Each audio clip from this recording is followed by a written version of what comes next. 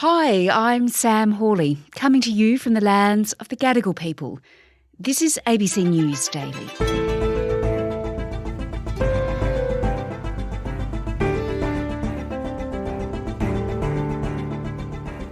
Donald Trump's announced his third official presidential campaign. But what does it mean for the multiple criminal investigations he's facing and possible charges that could follow? Today, a former Watergate prosecutor and legal expert on how Trump is using his candidacy to shield himself from his legal woes and why, in her view, it won't work.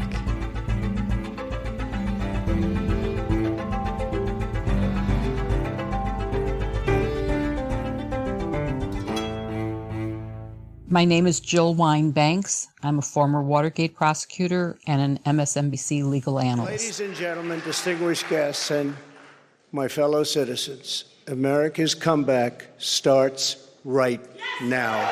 Jill, it was quite the event, wasn't it? Donald Trump announcing he's running again. 2024. It was expected. Are you getting ready? But I watched the whole thing, and it was disappointingly disgusting because the lies that he told, I felt like we needed a fact checker. So many incredible friends and family here tonight. It's such a beautiful thing. Some people say, how do you speak before so many people all the time? When there's love in the room, he spoke for a really long time at the ballroom at Mar-a-Lago. What were the key parts of that speech that stood out for you? You say it was sort of packed with untruths. Well, he went through all of the false claims of his accomplishments. 2 years ago, when I left office, the United States stood ready for its golden age.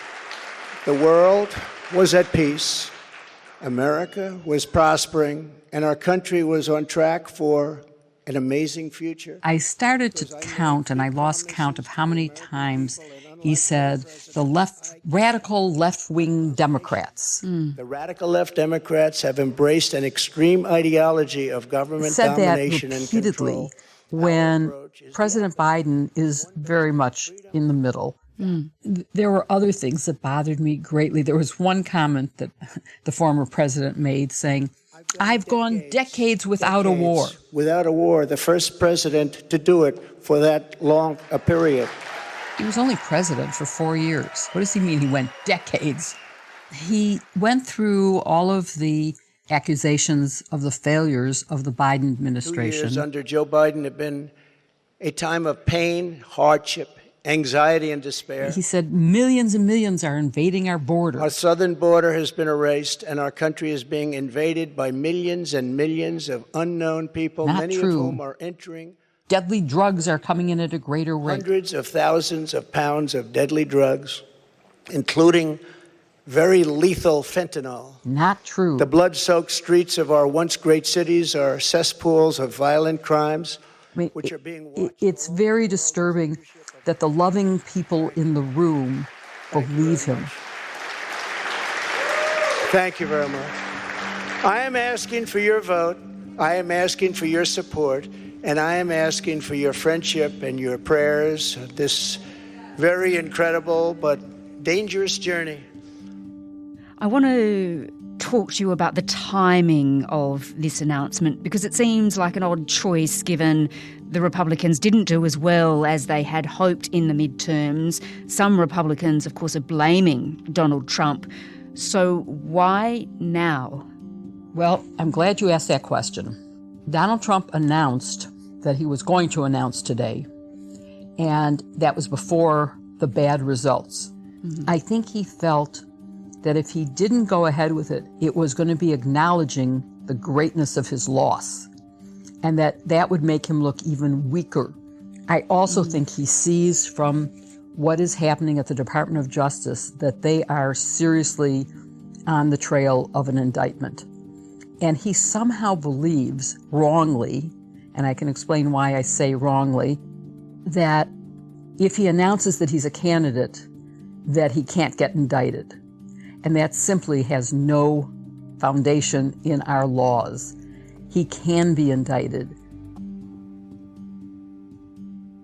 Jill, I just want to unpack with you what Donald Trump is being investigated for, because there's actually a number of things, isn't there? Yes. Just remind me briefly, what are the inquiries? Well, there are so many, but I will try to give you just some of the key investigations are, of course, the January 6th investigation, the insurrection, the violence on January 6th. In addition to all the January 6th stuff, the stolen documents, both classified and unclassified, that he took with him from the White House to Mar-a-Lago, a public place. It is not a secure environment. It is a golf club. It is a resort. It includes a criminal case that's ongoing now in New York for tax fraud by the Trump Organization. And of course, it includes his phone call to the Secretary of State of Georgia, Raffensperger, and everybody. We appreciate the time and the call. Saying, I just need 11,780 votes. Go find them. I just want to find 11,780 votes, which is one more than we have. Because we won the state. In other words, I lost the election, but I need 11,000, so get me those 11,000 votes so that I can win this election. So a number of significant investigations, including that he took sensitive documents, classified documents, and kept them at his home. Right. Also, of course, inquiries into the January 6th attack on the Capitol and the role that he may have played in seeking to subvert the 2020 election. What does his bid for the White House mean for those investigations? It means nothing. The laws of America do not exempt a former president who has committed crimes from being investigated, from being indicted, from being tried, or from being convicted. He is an ordinary citizen. And yes, while it might be argued politically that it's hard for the Attorney General appointed by the president that a defendant is running against, in other words, Biden appointed the Attorney General, that it could look politically bad. But this is an investigation that has been going on for years, and you can't get out of it by simply saying, I'm running for president. But the political machinations of this are really important, aren't they? Because now Trump has announced he's running. He can say, can't he, it's all a witch hunt. Biden's just after him because he wants to destroy his political ambitions. He will. And I would say in answer to that if we do not follow the investigation where it leads, and based on the public record, the commission of the crimes that were listed in the search warrant of Mar-a-Lago are absolutely clear beyond any question. So to me, you cannot walk away from that and say, oh, well, he's running for office, so we're not going to do anything about it. That would be a country not under the rule of law. So you're saying there's a clear-cut case, you think, that he could be charged. And if the Justice Department does ignore the political implications of all of this, and if charges of some sort are then laid, I mean, has that ever happened before?